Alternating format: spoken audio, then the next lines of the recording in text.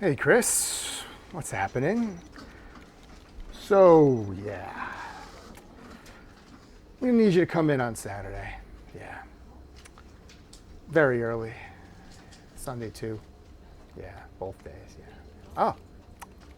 I was looking for this.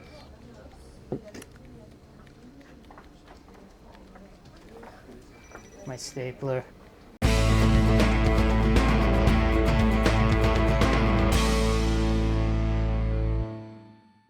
Welcome back to the Out of Touch podcast. I'm Chris, that's Bill, and today we're watching Office Space from 1999. So Bill, what did you think of Office Space? It's pretty good. I've only seen this movie like one other time, though. Oh wow, I've seen this movie a whole bunch. Just never was in my orbit, I guess. Yeah, it's Mike Judd, creator of King of the Hill and Beavis Butthead, and Idiocracy, and some other stuff that I'm unfamiliar with, I'm sure. Maybe. It's everything I'm aware of. Yeah, it's Office Space. I guess Office Comedy Prime, maybe? It seemed to inspire a lot of things. Unless you count Dilbert, Yeah, I guess that's true. though that was a comic strip. Yeah, I guess if Dilbert, Office Space, kind of similar time, but Dilbert was probably earlier, for sure. Yeah. But I love this movie. It's so relatable, even though it is 90s as fuck. Just from the computers, the presence of floppy disks, and I don't know, the specific rap music they use. Yeah, the music choices for sure. But yeah, so relatable, like so great. Everything about it. The freaking main character, hates his job, gets hypnotized not to care anymore, and then it is just great from there. It's like all the stuff you wish you could do at work, he just does. He starts out, he's just kind of living that dreary office life. Every day, same, sitting in a cubicle, inane noise chatter, constantly hearing that annoying punchable boss. Yeah, Bill Lumbergh, just so smarmy and smug, and it's so much of like, just like people sometimes, and not every person, but sometimes when certain people get like a little bit of power, they always gotta like flex it over other people for like the stupidest stuff, like at the beginning of the movie with the stupid like reports that like, it's like, did you put the cover on the report? Oh man, the fact that he got that dressing down from Lumbar, that other guy, and then he just gets a phone call about it. Oh my God. It's just like, I've been there. So relatable. Yeah, I forgot to do it. It's just like, did you get the memo? It's like, I got the memo. I'll go ahead and make sure you get another copy of that memo. Okay? Yeah, no, I have the memo. I've got it. It's right. Yeah, I love this movie. Like, all the characters are great. Like, even the side characters, like his neighbor that he just can, like, hear on the other side of the wall. Turn on channel 9. They're doing a breast exam. There's boobs. Yeah. Dietrich Bader, of course. So good. I like the comparison where it's like, here's a guy working like a white-collar office job, and he is so broken and miserable. And then we got his neighbor who's just a blue-collar guy, clearly makes similar amount of money because they have the same apartment. Yeah. And he's just chill, enjoying life. Yeah, office work follows you home sometimes, which sucks, but... Not for Dietrich Bader's character. Yeah. He punched out, he's home, his feet are up, he's drinking a beer, nobody's bothering him. Yeah, seriously. But yeah, it's such a relatable comedy, and so good. Like, everything about it. It's such an iconic movie. Like, everything about it, like, has been, like, parodied and, Or in the case of Family Guy, they just did the scene. Yeah, I guess that's true. They just did the photocopier scene in one episode of Family Guy. So weird. That photocopy scene, it's not even, I think it's like a fax machine or something. I don't know. Yeah. Either way, you know what? It's one of the most relatable things in the movie because I think just about anybody has had that piece of technology or equipment that broke on them one too many times, driven them up a wall, and they've just wanted nothing more than to go at it with a baseball bat or a sledgehammer. Because I can relate. Yeah. Because I've done that. I once went to town on my red-ringed Xbox 360 with a sledgehammer. Sure, you did. Yeah. And I can't say this movie influenced me because I did it long before I ever saw it. Yeah. Just great minds think alike when it comes to venting frustration on technology. It's funny too, because like just like the errors of the machine, it's just like at my job, there's a copy machine that no matter what you do, it always jams. Then you have to like take out the trays and then pull out the paper, and then you have to position the paper like a different way, and then put everything back in, and then it finally copies, and then all of a sudden it beeps again, and you're like, "What's wrong now?" No matter what, you get any kind of printer that gets constant use, Yeah. and eventually it just starts fucking up constantly. Oh yeah. Paper gets jammed, and it's just not a damn thing. It's just a matter of when, not even if. It's like it's gonna jam up soon. I just know it. PC load letter? What the fuck does that mean? So relatable, everything about it. Yeah, it's funny though, because like this movie's so 90s. Like his job is changing bank software for the Y2K like scare, because like it's like the date is 2 digits, but when it switches over to the year 2000, we need to make it 4 digits. I was like, the whole thing is gonna crash. So crazy. So mundane. Yeah. So just mind numbing. Yeah, seriously. It's also like, I guess, one of those things of like, 90s tech / website companies like all popping up with like, stupid names like Innotech in this case. Yeah. It's just like, yeah, there's like so many of these type of companies back then that like just like weird names that you're like, I don't even know what this company does. Like Compu Global Mega Hypernet. yeah, exactly. Oh, they have the internet on computers now. Early internet, Before the bubble burst. yeah. Old school computers. It's funny though, because like, the computers you see, it's just, you're like, oh, 1999, close to the year 2000. And then you're like, yeah, I guess that's what computers looked like still back then. Yeah. Like they kind Pretty of much. got like sophisticated and like similar pretty fast after that, Like by 2006, you kind of had like more modern looking laptops. But in a few years, you started getting quasi flat screens. and yeah, stuff. exactly. You got the LED, like flat screens or LED. So yeah, I don't know. It's funny just seeing it all. The freaking loading noise of like the saving with like writing on the disk of the hard drive, all that stuff. It's like kind of like a time capsule. Definitely. But One thing I know about this movie, it's the very reason this red stapler exists. yeah, Because apparently they just painted it. And now it's just a thing. they just make it. Yeah. You just buy the red swing line stapler. Yeah, because of Milton Yeah. stapler. This wasn't even a hit when it came out, but it became like a hit on video and television. Yeah, that's the thing with this movie. Yeah, I think it didn't have good box office, like you said, but I just remember seeing this movie play like all the time on like Comedy Central or somewhere. People watched it. Yeah, So it got a lot of replay. I think the same thing happened with the Idiocracy, just yeah, didn't do good initially, and then just everyone was like, oh no. Yeah, no, that's the shit right there. yeah. This movie's great. Like, why didn't anybody see it? And who knows, like how it was like actually marketed back in the. Who knows? I've seen the poster. Yeah. Poster looks weird. Yeah, it's This a is guy covered in Post-its and.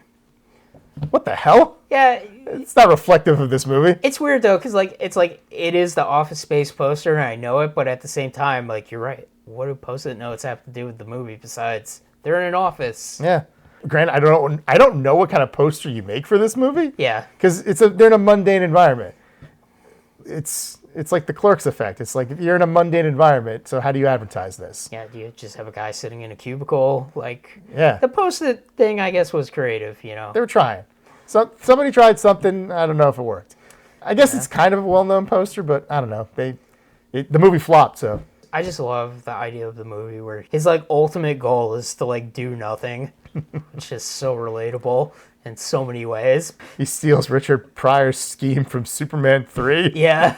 Sounds familiar. Yeah, they did in Superman 3. But just when he first like is in his whole like hypnotized state of like just not caring, That's pretty good. and like they just start playing like damn it feels good to be a gangster, and he's just like doing all the stuff in the office, like he drills off the door handle that shocks him, and he just like removes like the cubicle walls. So you could see outside the window. Yeah. Be like, clouds. He's just like gutting the fish at his like desk. Just not showing up for work. Yeah. Blows off the weekend that his boss tried to make him work. Yeah. This is like, nah, I'm not doing it. It's pretty good too. You know, they have these like efficiency inspectors show up. They're like, "Oh, you're supposed to have your meeting today, Peter. You got to postpone." He's like, "No, I think I'll just go talk to them." And they're like, talks to, you know, the one guy played by Dr. Cox from Scrubs. It's always weird seeing him not wearing scrubs. Yeah, the Bobs, as they're called. And I'm like, it's just like, I usually get here 15 minutes late. You know, I go in the side door so Lumbergh doesn't see me. Then I spend like an hour just staring at my desk so it kind of looks like I'm working. Say in a given week, I get about 15 minutes of work done. So funny. And then like they're like, "Can you tell us more?" And then like he's just like, "Let me tell you about TPS reports." The thing is, Bob, it's not that I'm lazy. It's that I just don't care. It's the blunt honesty. He gets a promotion. Yeah. Oh man, it's so good because when they talk to his bosses and then they're like, "Oh yeah, Peter Gibson, he's real, you know, upper management material," and Lumbergh, of course, is like, I'm gonna have to disagree with that. He's been kind of flaky. He hasn't been doing TPS reports the right way. And they're like, "How long do you look at TPS reports?" They're everything to me. Yeah, They're all I know. yeah, they're probably like nothing. They just love him too. Yeah. Like his two friends that are actually like working real hard end up getting laid off. They work too hard. Yeah, the one guy, Michael Bolton, sells his soul, and like they ask him about like, "Oh, do you like Michael Bolton's music?" And he's just like, "I love it. Yeah. They're all good." It's my favorite. Just the whole rant of him not changing his name too. Why don't you just go by Mike instead of Michael? No way. Why should I change? He's the one who sucks. So good. You ever meet anybody that has like a famous name? I don't know if I have. I met a Jason Bourne once. Wow, Yeah, that's pretty cool. it's weird. Yeah, no, I don't think I have. Detective Homer Simpson. He's named like my name! It kind of just reminded me of that part, like at the beginning of the movie. It's like, what would you do if you had $1 million? And then, Sleep. yeah, DJ Vader's just like 2 chicks at the same time. I figure if I was a rich guy, you know, they would be willing to go down on a fellow like me. Like, so good. All that newfound courage or not giving a shit finally gives them the nerve to ask out Jennifer Aniston Yeah. at the Not TGI Fridays. That's right. Oh God, those buttons. Tchotchkes, The buttons. the flare. Yeah, that's such of an era. Yeah, the freaking boss is like, you only have 15 pieces of flare on. She's like, do I need to put more on? It's like, well, we encourage you to put more on. She's like, so do you want me to put more on? It's like, well, we just want you to express yourself. It's like, what the hell is up with this guy? And also another person flexing their meaningless power over Yeah. somebody, you know? Over pins. Yeah. It should only all that should matter is if she's a good waitress. Yeah, seriously. It's kind of like an earlier role for Jennifer Aniston, but I guess she was like in Friends by this point. Yeah, it's 99. Yeah. Friends it's peak Friends Yeah, at this point. it's weird. You think it would be more of a popular movie if she was in it, just because of Friends. That doesn't necessarily mean anything. It's true. It's pretty good. Like when he's just like finally can just relax and like he's like I just like to watch kung fu movies, and then she's No, just no, like, not kung fu movies. Specifically the show Kung Fu. Oh, okay. Yeah, they were watching this. There's a specific show called Kung Fu. Oh, okay. Yeah. Right. It's the David Carradine show, right? I think so. Okay. Yeah, because I guess he just says, I just like to watch Kung Fu. Yeah. Okay. But And apparently she does too. yeah, pretty fun. Hey, this movie has so many quotable moments in it. Like everything, like just like, you know, the one weird guy, Tom, that's like the beginning of the movie, and he says like, you know, he had an idea for his jump to conclusions board, and he gets hit by a truck, and he's just like, you see, good things can happen to you too, Peter. I know how much you hate your job, but look at me now. Just like all like jacked up in a wheelchair. Oh, everything is broken. Yeah. But he's got a lot of money now, so he's happy Yeah, seriously. because he doesn't have to work anymore. Yeah. Most iconic character, and I guess like kind of part of the prototype of this movie, which was like the little animations Mike Judd did with Melvin and, you know, his whole stapler and then mean like Milton? Milton. Did I say Melvin? Yes. Milton. Who the hell's Melvin? I don't know. Milton. Unbelievable. Yeah. You know, his whole, I'm going to burn this place down. Like, they keep moving his desk. They also like said that it turns out he was actually terminated a while ago. Nobody said anything to him, and he kept getting paid. But now that we put a stop to that, this should just work itself out. It's such like an evil thing they say too. It's just be like, well, there was a glitch in the system, and he kept getting paid. So you're gonna let him go? Well, we fixed the glitch. It'll work itself out. It's so like Just have a backbone. You laid the guy off already. Tell him to leave. yeah, Like he even said, I don't care if they fire me. yeah. Like, good Lord, man. You got the guy working for nothing Yeah. for like a good week or two. Eventually, like move him into the like basement for some reason. Like, what does he even do? Like, just like What do any of them do? that's true. They're like that part of the subplot of those corporate downsizer guys. Is they're just finding out, it's like, oh, you don't do anything. That's Yeah. why the other guy gets fired. What would you say you do here? That's right. Because like he's just like, I take the specifications down from the customer and give them to the engineers. It's like, well, why don't the customers just give the specifications to the engineers? Engineers are not good people. I'm a good people person. So iconic with like, you know, Dr. Cox. It's like, what would you say you do around here? Like, I'm just like sitting there waiting for him to go on a Dr. Cox rant. yeah, The only way you could be less productive right now is if you were, in fact, the wall in which you're leaning against. Of course, then you'd be providing some jackass with a wall in which to lean against and reflect on what a jackass he truly is. a lot of good people in this movie. Like, you know, like a lot of characters. Like even like the weird waiter guy that is so annoying. You know, you got the one coworker that shows up like towards the end of the movie. The Drew? Yeah. Yeah. Which I'm like, I don't know who that guy is, but he must be like somebody that Mike Judd knew or like some sort of famous comedian or something at the time. Probably. Yeah. I'm going to go with somebody Mike Judge you. Yeah. So Judge, whatever. yeah. I don't know if Mike Judd has a cameo in this movie. Like, I don't really know what he looks like back then, so... I couldn't tell you what he looked like now. Yeah, if he, like, showed up in the movie, I'm sure he's somewhere, but... Who knows? Yeah. What do you think of a person who only does the bare minimum? You know, they do the whole scam. It gets triggered way too early and too far, too fast. Yeah. They're supposed to steal a little at a time. They steal all of it at once by accident. Yeah, decimal point. Like, such a minor error. And you think they're completely fucked, and then Milton burns the office down. Yeah. Which erases everything. I mean, Milton, you know, there's the scene where, like, he doesn't get his cake, and then, like, everybody else gets the cake, and then, like, he's in his, like, basement office, and then they shut off the light on him, and he's like, that's the last straw. You know, it's dark. I heard there's a deleted scene where they say Lombard died. Oh, wow. That he died in the fire. Oh, jeez. It's a little too dark. Yeah. Which would explain why we don't see him at the end, though. Yeah. You know, I don't know if this movie, like, coined the phrase, pound me up the ass prison, but, like, just seems like it might have come from this movie. Like, so many iconic things in this movie. Like, so good. Stapler, yeah. It's the red stapler. Yeah. It's on so many DVDs of this movie, I think. Seriously. But it's Office Space from 1999. It's a great movie. Good, solid, kind of darkish comedy. Yeah. But nothing too dark. No. Pretty breezy. Yeah. Enjoyable.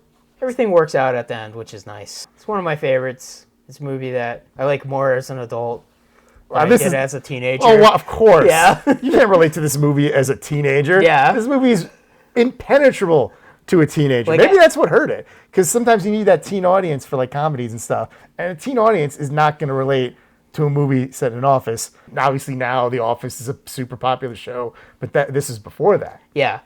I don't know, you know, there's scenes like in the movie that like teenager I always like beating the shit out of the fax machine and you know, just like being hypnotized not to care. You know, thinking like, oh man, that would be awesome if I was like that in school. Like, you know. You kind of were like that. Yeah. At points. Yeah, at points, I guess, but not that bad. No. Yeah, it's a great movie though. Go watch Office Space. You smell smoke? No. Oh, jeez.